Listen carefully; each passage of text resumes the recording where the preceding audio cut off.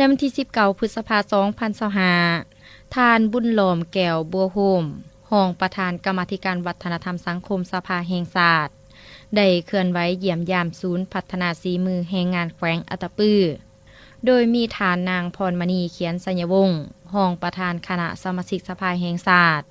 รองประธานสภาประชาชนแขวงอัตตปือพร้อมคณะนำและพนักงานของศูนย์พัฒนาฝีมือแรงงานแขวงให้การต้อนรับโอกาสดังกล่าวทานนางสุขอัมพรโพสาลาดว่าการหัวหน้าศูนย์พัฒนาฝีมือแรงงานแขวงอัตตปือได้รายงานให้ฮู้ว่าแต่ปี 2024 หา 2025 ศูนย์พัฒนาฝีมือแรงงานแขวงอัตตปือได้จัดตั้งปฏิบัติเวียกงานวิชาเฉพาะรวมมี10สาขาอาชีพหลักคือ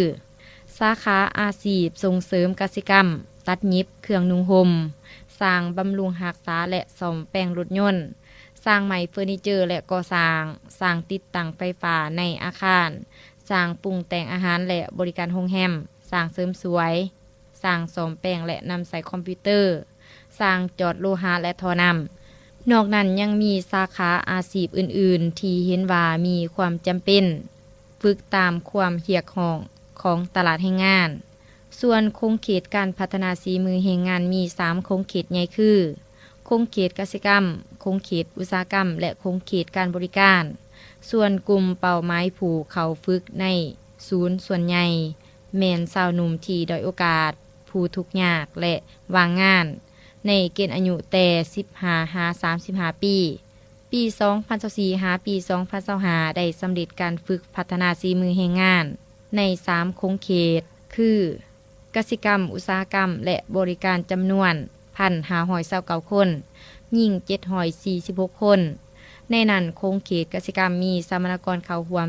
256 คนหญิง158 คนโครงเขตอุตสาหกรรมมีสมณกรเข้าร่วม 1,000 กว่าคนหญิง330 คนและโครงเขตการบริการมีสมณกรเข้าร่วม265 คนหญิง258 คนสำหรับปี 2025 ได้สำเร็จการฝึกกสิกรรมปลูกเห็ดนางฟ้าปลูกเห็ดนางลมจำนวน16 คนหญิง8 คนโอกาสดังกล่าวทานบุญหลอมแก้วบัวโฮมรองประธานกรรมาธิการวัฒนธรรมสังคมสภาแห่งชาติยังได้ให้ทิศสีนำโดยเน้นหนักให้คณะนำและพนักงานของศูนย์พัฒนาแรงงานของแขวงอัตตปือสืบต่อพัฒนาฝีมือแรงงานให้กลุ่มเป้าหมายอยู่ภายในแขวงเพื่อสร้างแรงงานที่มีฝีมือมีคุณภาพตอบสนองได้ตามความต้องการของตลาดแรงงานทั้งภายในและต่างประเทศทั้งนี้ก็เพื่อสร้างอาชีพที่มั่นคงสร้างรายรับที่แน่นอนให้ประชาชนบ้านเราได้หลุดพ้นจากความทุกข์ยาก